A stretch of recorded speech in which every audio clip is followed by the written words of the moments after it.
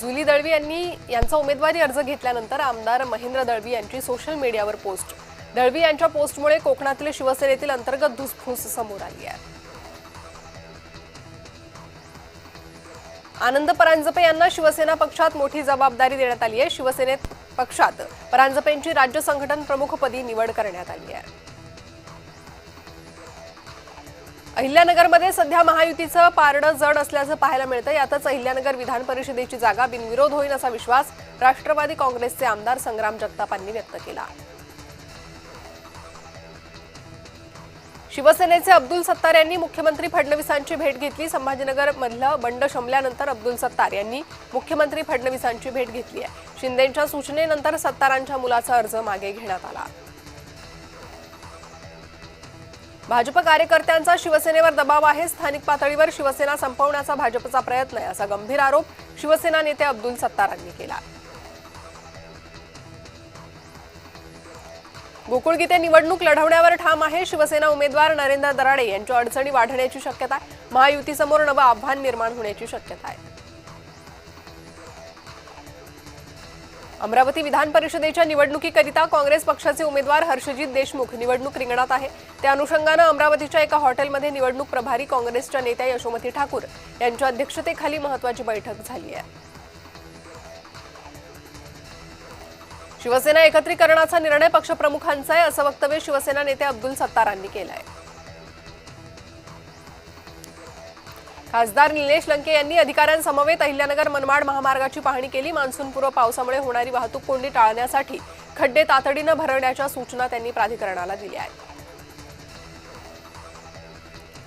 लातूर जिल्ह्यातील मुदत संपलेल्या 414 ग्रामपंचायतचे आरक्षण निश्चित होणार आहे। लातूर जिल्ह्यातील 10 तालुक्यातील 414 ग्रामपंचायतचा यामध्ये समावेश आहे। या घोषणेमुळे लातूर जिल्ह्यात राजकीय हालचालींना वेग आला आहे।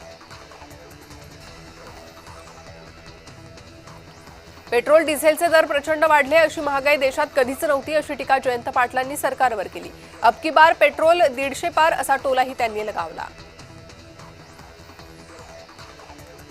मृतांना मदत शिंदे समितीला 1 वर्षाची मुदतवाढ अशी माहिती मिळाली आहे। तसेच मराठा कुणबी मंत्रालय स्थापन करण्याची घोषणा बाकी असल्याचं वक्तव्य मनोज जरांगेंनी केलं। 58 लाख नोंदींचा मूळ विषय राहिला असंही त्यांनी म्हटलं। मराठी रिक्षा चालकांना 4 तास मराठी शिकवण्याच्या उपक्रमाबद्दल मंत्री प्रताप सरनाईकांची गिनीज बुक ऑफ वर्ल्ड रेकॉर्डमध्ये नोंद करण्याची उपासात्मक मागणी मनसेने केली आहे। सरकारनं मुदतवाढ केल्याबाबत मनसेने नाराजी व्यक्त केली आहे। अंधेरीत तुरळक पाऊस पडलाय तर अंधेरी सबवे त्यामुळे भरला। महायुतीच्या नेत्यांनी नालेसफाईचे केलेले दावे हे फोल ठरले अशी टीका काँग्रेस प्रवक्ते सचिन सावंतांनी केली। राज्यात ट्रिपल इंजिन लावून भ्रष्टाचार चाललाय असंही ते म्हणाले। मुंबईतील जुन्या आणि मोडकळीस आलेल्या उपकरप्राप्त इमारतींमधील रहिवाशांच्या संरक्षणासाठी आदित्य ठाकरेंनी मुख्यमंत्र्यांना पत्र लिहिलंय। या रहिवाशांची योग्य नोंद करून त्यांचे पुनर्वसन करण्यासाठी तातडीने ठोस निर्णय घेण्याची मागणी ठाकरेंनी केली। विधान परिषदेच्या निवडणुकीत 17 ठिकाणी महायुतीचेच उमेदवार विजयी होतील असा विश्वास राहुल शेवाळेंनी व्यक्त केला आहे। बंडखोर माघार घेतील याचा आम्हाला विश्वास असल्याचंही ते म्हणाले। कुंभमेळ्यातील रिंग रोड बाधित शेतकऱ्यांना न्याय मिळावा यासाठी गेल्या आठवडाभरापासून नाशिकच्या रामकुंड परिसरामध्ये शेतकऱ्यांचं आंदोलन सुरू आहे। या आंदोलनाला खासदार संजय राऊतांनी भेट दिली आहे।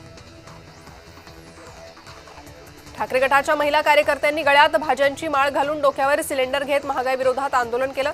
आमदार महेश सावंतांच्या नेतृत्वात आंदोलन करण्यात आलं। मुंबईच्या महापौर आणि अमित साटम यांनी नालेसफाईची पाहणी केली। मोठमोठ्या घोषणा केल्या होत्या, मग आता त्याचं नेमकं काय झालं असा संतप्त सवाल मनसे नगरसेवक यशवंत किल्लेदार यांनी उपस्थित केला। विप्लव बाजोरिया यांच्या अवैध ठरवलेल्या अर्जासंदर्भात मुंबई उच्च न्यायालयाच्या नागपूर खंडपीठात सुनावणी झाली। यात विप्लव बाजोरिया यांना नागपूर खंडपीठाने दिलासा दिलेला नाही। बाजोरिया सर्वोच्च न्यायालयात जाण्याची शक्यता आहे। मंत्री शिवेंद्रसिंहराजे भोसले यांनी एअर इंडिया इमारतीची पाहणी केली। एअर इंडिया इमारतीचं महाराष्ट्र शासनाकडे हस्तांतरण झाल्यानंतर मंत्री शिवेंद्रराजे भोसले यांनी पाहणी केली। पालिकेचे उपमहापौर संजय घाडी यांनी कुर्ला टिळकनगर चुनाभट्टी भागातील महत्त्वाच्या नाल्यांची पाहणी केली। पाहणी दरम्यान अनेक नाल्यांमध्ये अद्यापही कचरा साचलेला आढळून आल्यानं उपमहापौरांनी संबंधित अधिकारी आणि कंत्राटदारांना चांगलंच धारेवर धरलं। पुणे जिल्ह्यातील गर्भलिंग निदान बेकायदेशीर गर्भपाताच्या प्रकरणांतील आरोपींवर संघटित गुन्हेगारी विरोधात कायद्यांतर्गत कारवाई करण्याची गरज असल्याचं मत शिवसेना नेत्या नीलम गोऱ्हेंनी व्यक्त केलं।